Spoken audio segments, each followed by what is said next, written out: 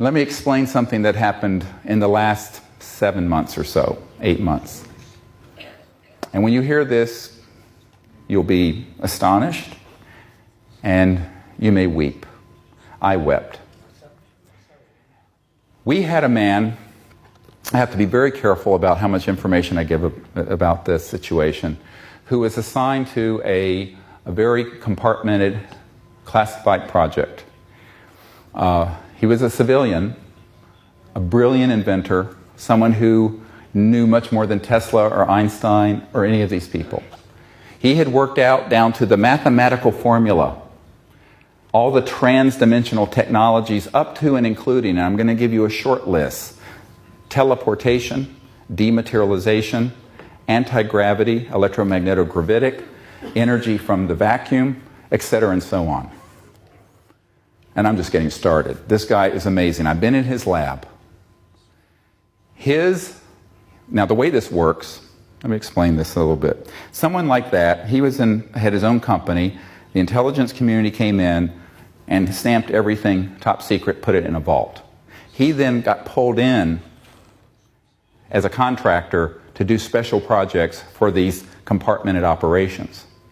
Over the last 5 years, we had convinced them to set him free and to work with us on these technologies. And there were 5 what they call shepherds. This is the word that's used in the intelligence community, who were his shepherds, who were in charge of this kind of classification or policy.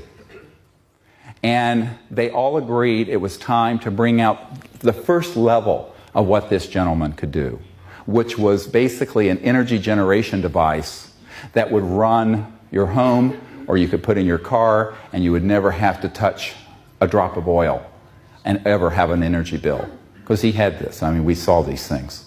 Now, at this point, what happened is we said, all right, has this actually been vetted, evaluated independently?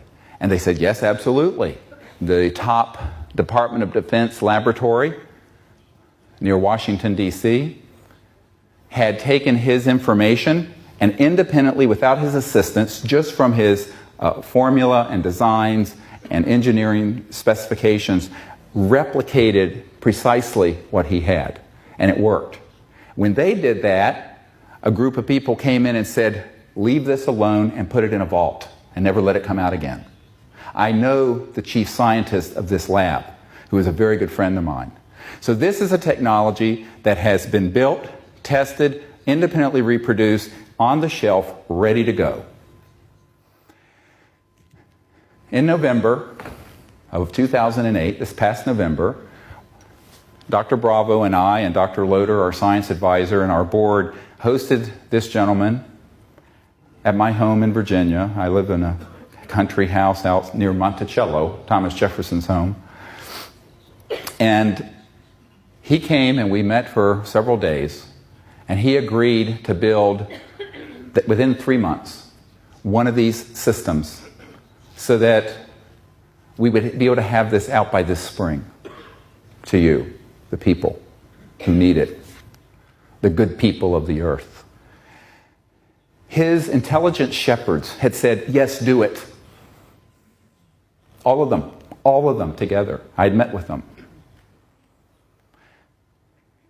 Within 3 days of his returning to his skiff, which is the term used for an underground electronic eaves-proof place where you cannot get any communications in or out, but it's a highly classified facility, he was reordered out of that facility and dropped into a rat hole in Iraq as a support technician. This, one of the most brilliant scientists on the world today. He called me up and he said, just over and over again, Dr. Greer, just be careful. Dr. Greer, just be careful. Dr. Greer, just be careful. Someone had put the fear of God in him, and he thought he had a clear go because these really well-placed intelligence operatives, but some other people from outside those 5 shepherds came in and said, oh, no, you don't. Now, let me tell you what I've asked President Obama to do about this situation. President Obama has received a briefing, a special presidential briefing from me. And if we had time, I would read all of it to you. It'll rock your world. But part of it has a section talking about these energy technologies related to this whole, what I talked about yesterday, WSFM, which is what the CIA calls it, weird science and frickin' magic. And in this original that has been provided to the Barack Obama administration and to the new CIA director, I say, look, this man has told me he wants to do it. His immediate shepherds in the intelligence community want him to do it and bring this, at first level of this science out. Not the anti-gravity stuff, because that does have some defense issues, but the generation of energy. And we need an executive order from the President of the United States to specifically order this man back to this country or to the United States or someplace outside a war zone to work with us in a white world Manhattan project to bring free and new energy to this planet. Yes. We need it.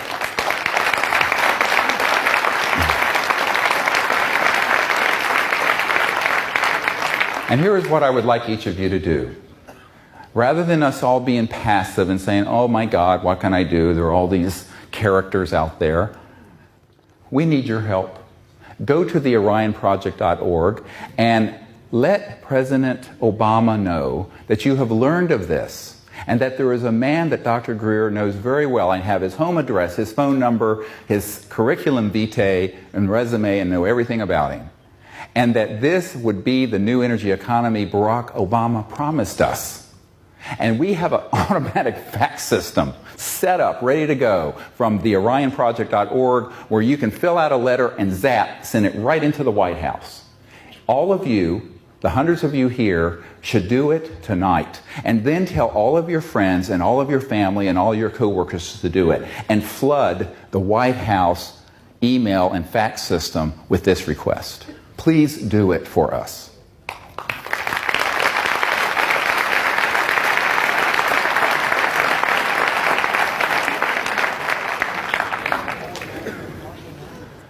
So we live in a very exciting time. This whole adventure has been quite a roller coaster for me and my wife and family, and for everyone with whom I work. Enormous work has gone into getting to us where we are today, where we have achieved disclosure, we have made contact, and now we want to bring these energy technologies to the world. And that can be done with your help. I know we have the capacity to do it. And there's one of the most renowned physicists in the world who works in this area has said that the only group that really has a chance at making a run at this is the group that Dr. Greer has put together, both strategically and in terms of leadership. I know we can do it. But we can't do it alone. Because guess who our first level of protection is? Yes, I have security. And yes, we have people in the secret government watching our back. And yes, we have extraterrestrial guardianships watching us. And beyond. Angelic. But you know the most important is you, each one of you.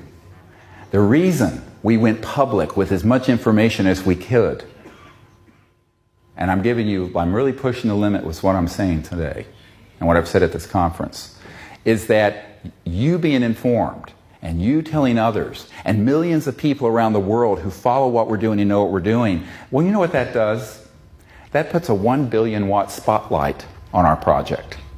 And what happens when that occurs? These murderers don't like to do things when there's a big spotlight. They're like cockroaches that only come out when the lights are off. La cucaracha.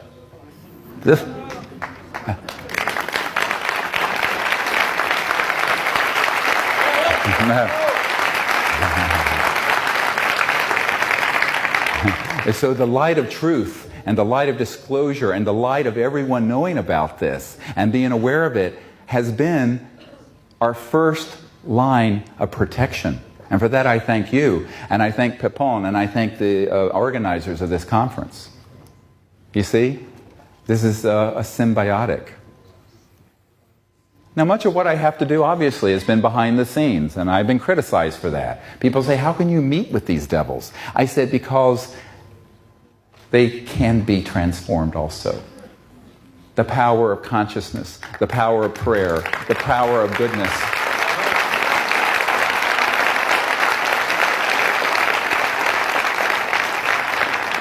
Can you imagine that today, 70% of this cabal would like to see this done? Now, the 30% that are the most violent and ruthless have intimidated them, just like when they killed CIA Director Colby, who was trying to help us. But here's the point. I'm expendable. And what do I mean by that? You know, after I briefed the CIA director for President Clinton, his best friend came to the house and said, to my house and said, I mentioned this yesterday, he said, well, the president won't do this, he'll end up like John F. Kennedy. And I said, c'est dommage. It's too bad. He's the president. I'm not. I'm just a doctor here. At the time, I was living in North Carolina running a busy emergency department. And he says, oh, no, Bill Clinton won't do it. He said, but you can. I said, what do you mean I can? What am I, chopped liver? The expression meaning I'm nothing. And he basically said yes. You see, because I'm a nobody, and because I'm not important, and because I'm expendable, and because we are the common people, we can do it. They can't. Here's the irony. We're free. They're not. And God help us, we need to step into that power and make this change happen.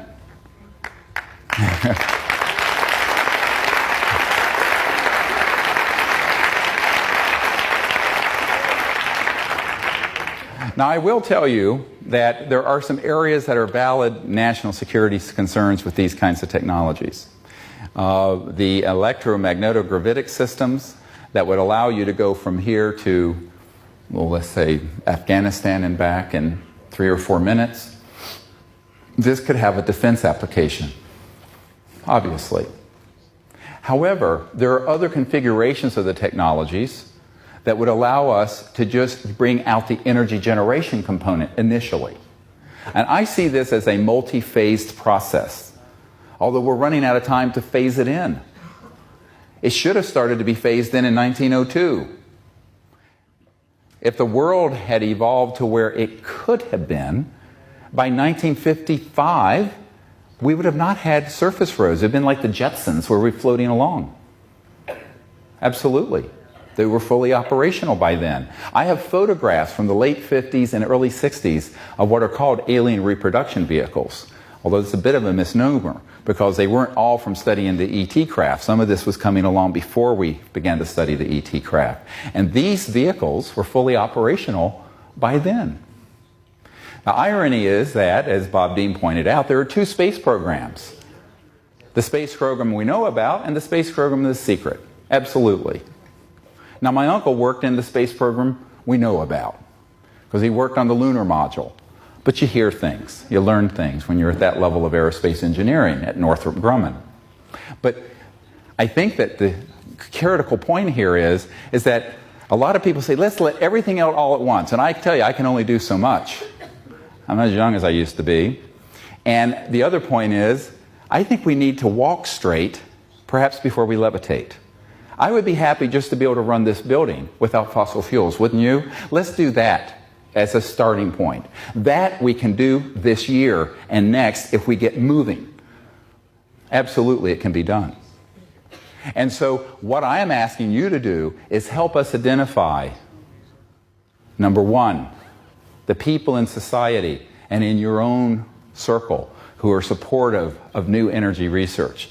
Number 2, if anyone here knows of an inventor or an engineer who actually can do this or has done it, that has something ready to be evaluated and will cooperate with a very fast-moving strategic plan to move it out, they need to get hold of me immediately. And number 3, if anyone here knows of some people who can provide the startup funding that's clean, not corrupt money, clean money. I've turned away tens of millions of dollars because I knew it was dirty. I'm being modest. I turned away $2 billion. Did I tell you this story?